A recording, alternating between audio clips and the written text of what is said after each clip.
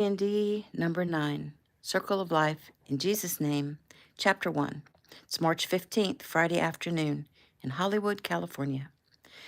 Eric Keno III, known most of his life thus far as Young Eric, landed flat on his back, breaths coming in huge gasps. His face registered pain. Perspiration dripped from his hard body, a body that was currently covered in bruises and abrasions. The guy standing over him pointed a gun at his head. "Say goodbye," he said softly. Eric closed his eyes in defeat, and then, in a flash, the gun was in Eric's hand, his enemy stumbling backward. Eric took only seconds to drop the magazine, toss the gun aside, and beat the guy unconscious. And cut. There was a murmuring on set. Choreographed or not, the Keno kid was impressive, and everyone standing there was in awe. 20-year-old Eric stood still and listened as the older guy he just beat senseless put his arm around his shoulders and gave him some direction. Eric nodded and then headed to the side while the next shot was being set. "What do you think, Dad?" he said as he approached his father. Ricky Keno smiled with pride at his son. "I don't think I could be prouder." Young Eric nodded at him. "Thanks, but I meant, do you have any pointers for me?"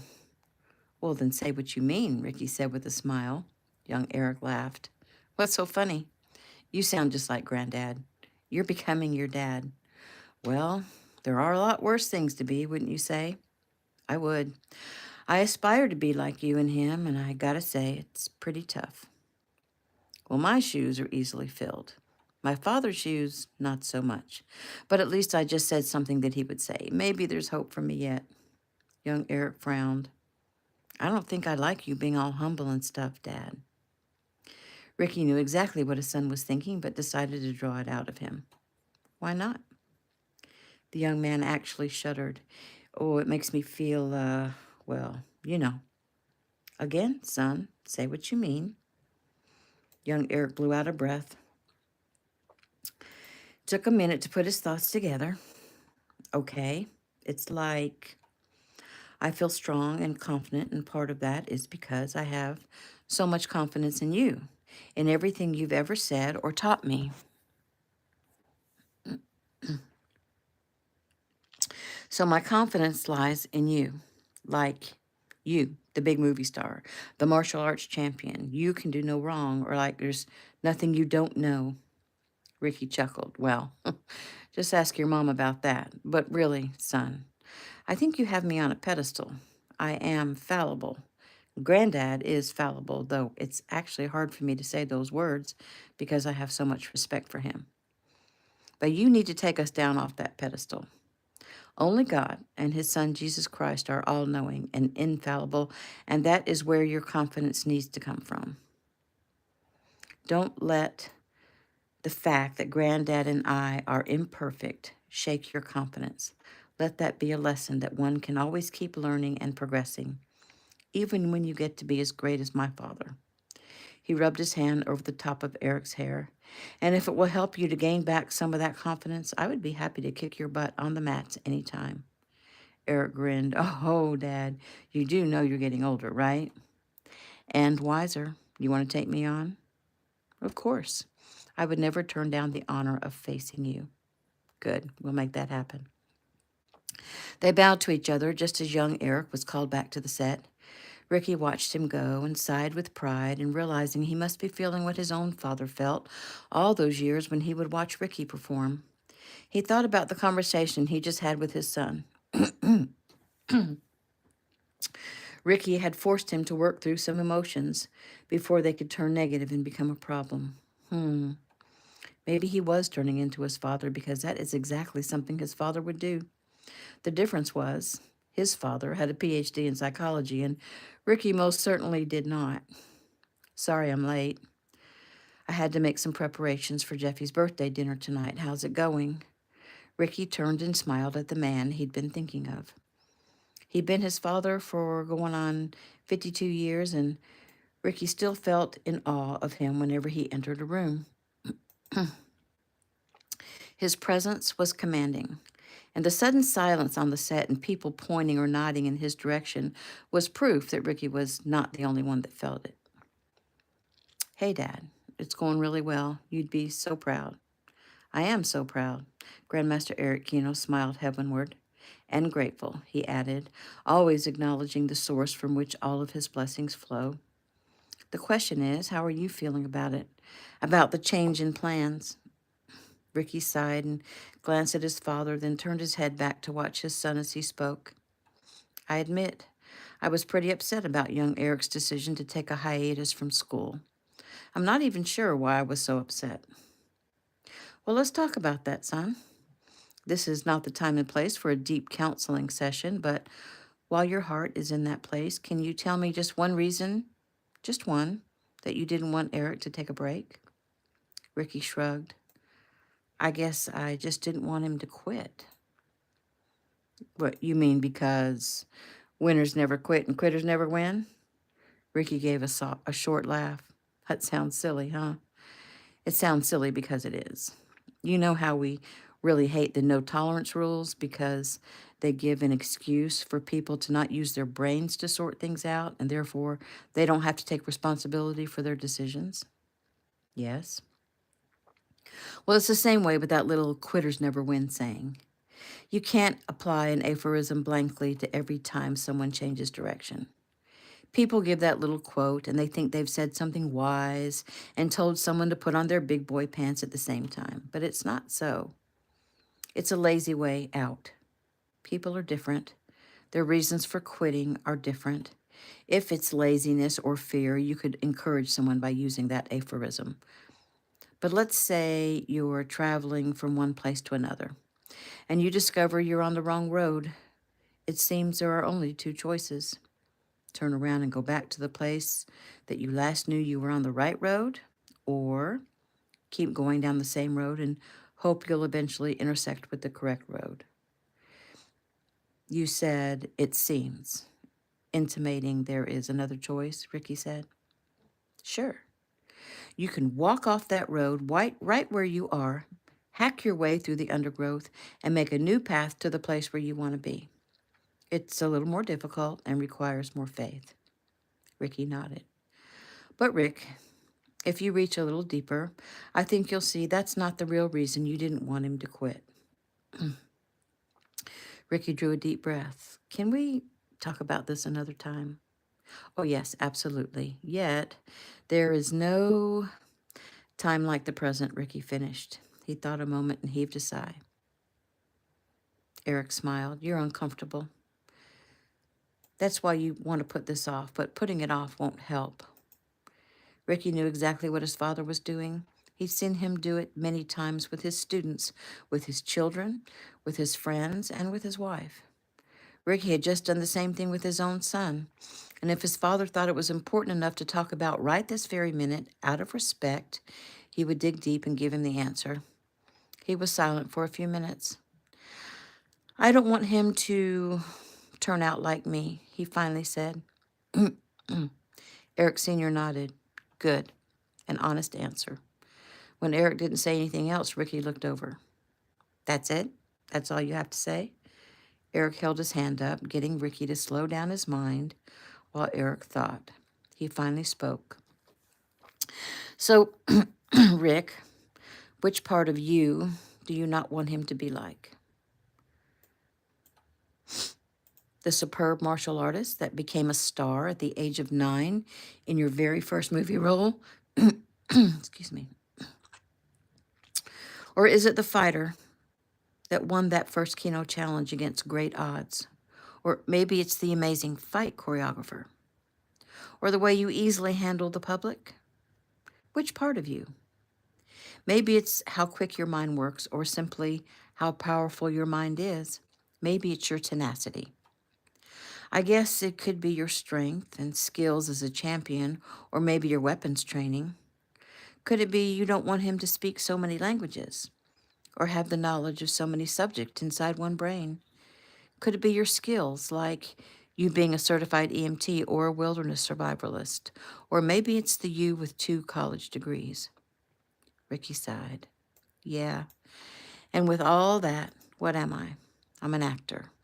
People idolize me based on some silly story put to film with movie magic. Well, I sincerely hope you're not ashamed of the movies you've made, Rick. You've never made one that glorifies violence or was lewd and crude. Yes, fighting is violent, but there's always been a moral to the story. The actor thing, though, was only a means to an end. The actor thing got people's attention, but it's who you are that people admire. An actor is the least of what you are. You are a light, Ricky. You are a leader. You do so much good in this world. I believe I've told you that before, many times. Obviously, it hasn't sunk in. You haven't integrated it into your psyche. We definitely have some work to do. Ricky sighed. Quiet on the set. And action. The two men stood silently side by side and watched young Eric Kino mesmerize the film crew. New scene. March 27th, Wednesday evening, South Kino Estate, Crystal Cove, California. Ricky Kino sat at his desk in his study in his home just south of Crystal Cove, California. In front of him sat his only son and namesake, Eric Kino III, who would turn 21 in December of this year. They were very much alike in appearance, in skills, in their belief system, and in temperament. Jovial, energetic, positive, they had much respect for each other. Ricky, who would be 52 in a few months, would easily pass for 30-something and would attribute that to his father, Eric Sr., who had trained him since before he was old enough to walk. He'd never stopped training, and neither had his father. Ricky, though similar in appearance to his father, was very different in temperament. His father was always calm, usually serious and sober, while Ricky was pretty lighthearted and jovial. His father was always teaching, that was what he did. Ricky had never met his father's equal.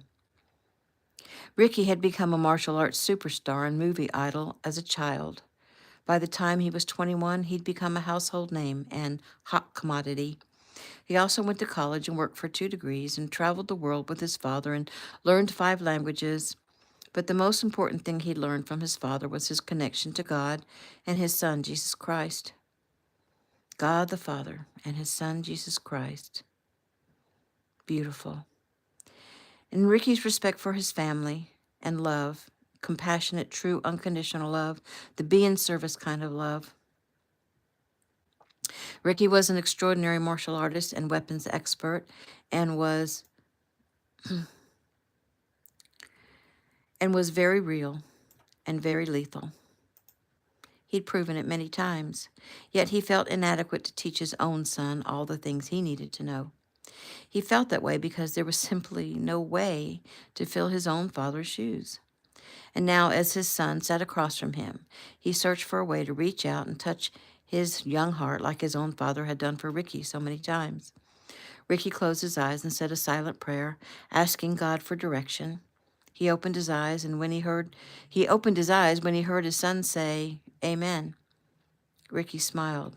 "Was I accidentally praying out loud?" Young Eric chuckled. "No, I just knew that you were praying, and I tried to time the amen for the end of your prayer. How'd I do?" Ricky nodded.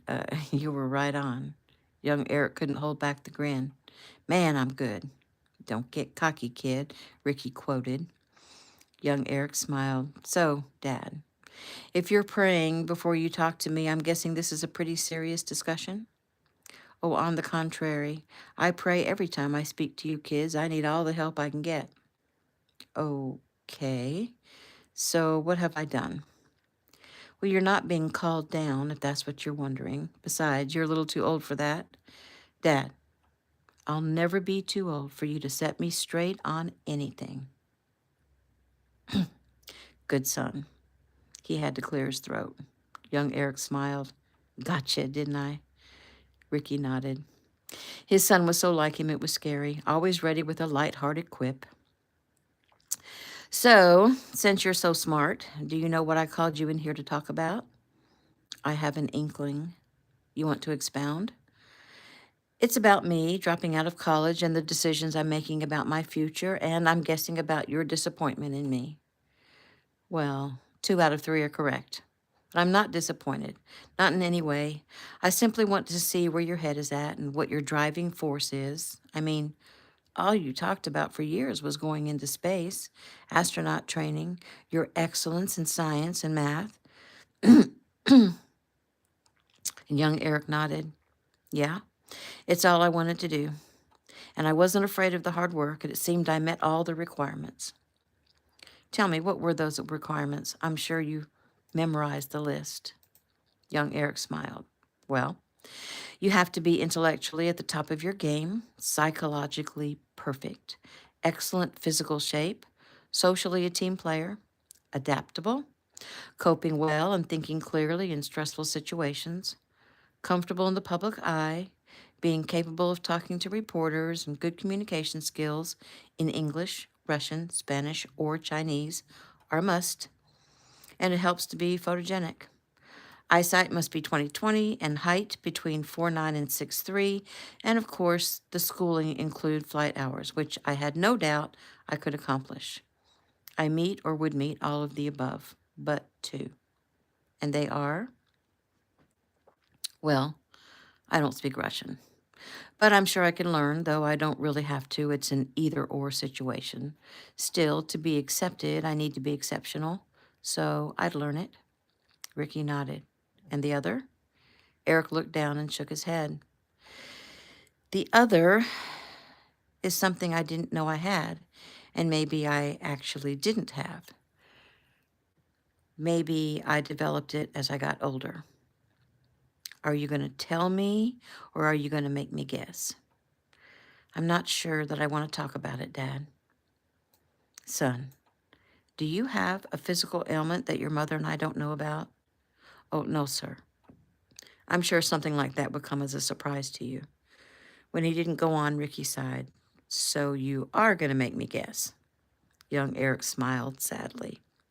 Okay, then. I'll play.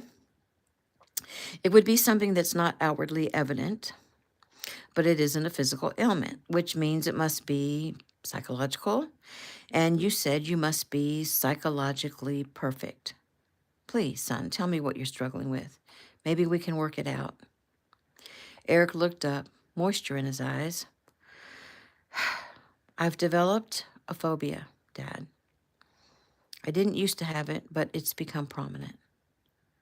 Well, I'm still going to need more information. It's the main phobia one absolutely cannot have in order to travel into space.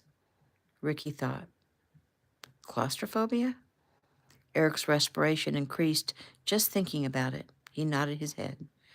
Ricky came from around his desk and turned the chair next to Eric's to face him and sat down. We can work through this. I knew you would say that. And maybe you're right, but I don't feel like I can. I've tried. I've prayed. I've tried everything. Hypnotism, EFT, acupuncture. I've researched it extensively. Online, there are lots of people who swear by certain things, and I've tried them. I've tried them all. It doesn't work. Not for me. Have you spoken to Granddad? No. Why not? He hung his head. I don't know. Yes, you do. You've made a conscious decision to not speak with Granddad or even with me. Why? The moisture that had been gathering ran over onto his cheek. It's a fear, Dad. It's a weakness, and I hate it, and I hate that I can't shake it. Eric, fear is not a weakness. It is when you want to be an astronaut. It's a huge weakness. I never thought that some strange psychological ailment would keep a Kino from reaching for their dreams. Okay, hold on. Though I appreciate the respect for your family name, I think you're a little mixed up. The Kinos are not perfect people. They have ailments and they have problems. The only difference is we try to work through our problems with love and understanding and without addictive crutches and with God. And we adjust. We work with what we have and we don't play victim. Well, I guess I don't have it. If I could just be like you, if I could just measure up, then maybe I could accomplish something. Measure up? To me? Dear God, where have I gone wrong? Son, you have far surpassed me. How can you not see that? Eric shook his head. Well, I don't see it. You have no fear. You get into a ring with guys twice your size and come out on top. I have no fear in the ring. But I have fears, son. Psychological fears. Like what? I'm afraid of heights, he said quickly. Young Eric looked up. Really? Yes, really. But I've seen you stand at the edge of a cliff. Remember when all that happened with Logan and Uncle Mark fell? Ricky nodded his head. Yes, I remember. I wish I could forget. At that point, I did what I had to do. See, you faced your fear. I can't. I faced it when I had to, when I had no choice, out of love for my family. But I certainly, but I certainly wouldn't put myself into that position on purpose. You going into space would be doing it on purpose. Well, you fly in helicopters and across the country in jet planes. Well, that's a little uncomfortable for me, but I would never purposely jump out of an airplane or go parasailing or cliff diving. I went rock climbing once. I won't ever do that again. Those guys in the military or the athletes who do that kind of thing, I'm in awe of them, but I would never attempt it myself. So does that make you lose respect for me? Oh, no, Dad, of course not. Just the fact that you're strong enough to admit that to me makes me respect you more. Ricky nodded. Keep going down that road. Eric thought. So, me admitting that I have this fear of closed spaces, it shouldn't make me feel like I don't deserve respect. Correct. Your self-respect is ultra important, son. Satan is a liar. He's deceptive, and he knows if he can destroy your image of yourself as a strong man, as a warrior, as a child of God, then eventually he can destroy you. May I ask, when did you first start to realize you had this fear? Remember a few years ago when those boys and their coach were trapped in a cave in Thailand? When that was happening, I couldn't sleep. I could barely eat. If I'd been there, I would not have been able to survive that. Ricky nodded. But you wouldn't have been there because you wouldn't have put yourself in that situation, right? You would never have gone inside that cave. Eric shrugged and smiled. Well, if the guys had dared me. Ricky smiled. Yeah, and that's a pride thing, and that is definitely something you can change. But still, those boys in the cave, it was a difficult situation, but you'd be amazed what you can survive when you have something to live for. He paused and frowned. So, you started with this that long ago? That was before you graduated high school. Yeah, but I didn't think much about it at first. I thought I was just being empathetic. But the fear grew as the past few years went by, and I couldn't stand it anymore. I was going to try to stick it out and stay the course. I knew you wouldn't be happy with my decision to change directions with my life. But my phobia finally got the better of me and became stronger than my fear of disappointing you. Wow. Well, son, I have to apologize. First, I thought I taught you that as long as you try and give the best you can give, I'll never be disappointed. And I know I've told you that many times, but if I've made you feel like you can't come to me and tell me anything, and I mean anything, then I've failed as a parent. I know beyond a shadow of a doubt that I can go to my father with anything, and he would understand and help me figure out what to do. Or did you tell him about your acrophobia? Ricky sighed and hung his head. No, I never did. Why not? Because I'm pretty sure it started when James Crane pushed me over the railing of that balcony 20-something stories high, and the only thing holding me up was your grandmother's tiny forearm. I thought my weight was going to break her arm, and I thought any moment she would be pulled over the railing with me. I was just about to let go in order to save her life. I was seconds away from falling to my death. Anyway, my father was already feeling guilty about bringing James into our lives, and I saw no reason to tell him about my fears and add to the weight of that guilt. Young Eric nodded. So you didn't go to him for his sake, and I get that. Dad, I do know that I can come to you for anything. Anything. I didn't because I was ashamed, and I didn't want to let you down. I wanted you to be proud of me. I am proud of you. Remember I said as long as you gave your best, I wouldn't be disappointed? Well, I think years of working on this and trying to face it is giving it your best. The only thing I wish you'd done differently is to speak with Granddad. You know, he is your biggest resource. And I'm not saying that because he's a psychologist, but because he has a calling. Just him praying over you can change your life. And here's a fun fact. He has some experience with claustrophobia. He does?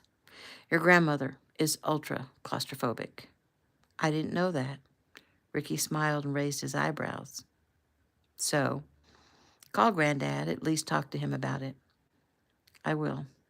But now I just want to know, why acting? He shrugged. I remember being on some sets when I was younger, watching you do your thing, watching you create a scenario. It was like bringing your imagination to life. I just wanted to create something and didn't realize it would be so much fun.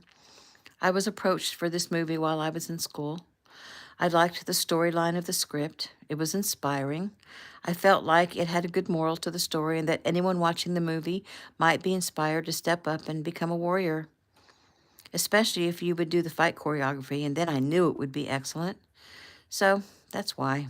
It wasn't a, I'm going to do this for the rest of my life kind of thing, like Mom.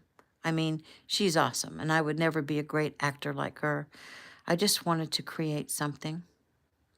Well, so far, you are creating something inspiring. The crew is talking about you, and that's a good sign. Eric smiled. Well, that's good to know. It gives me some confidence. Ricky shook his head.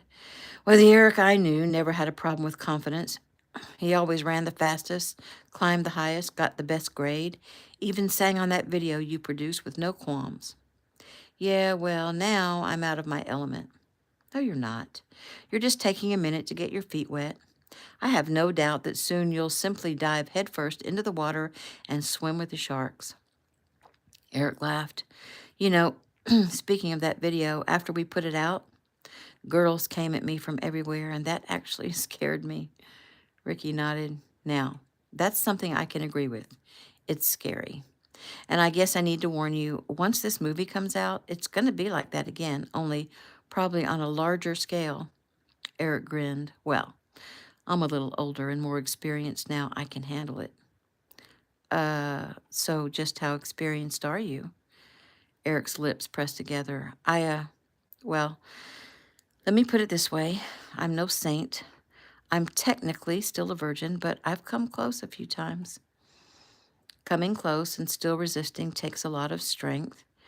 In all of our talks about this subject, though, I know I told you how I finally gave in and how unhappy it made me. I'm not judging you, but I know you've been taught about right and wrong and about moral strength. What you do is between you and God. Pray for strength. Yes, sir, I will. I do, every day. Ricky smiled at his son. Good. So back to my dropping out of school. I'm not disappointing you? No, not at all. I admit I didn't want you to waste your brains and talents on making some silly movies, but I see now it's more than just playing make-believe, and if you can use what you're creating as a springboard to teach and uplift the world in some way, then that is a worthy cause.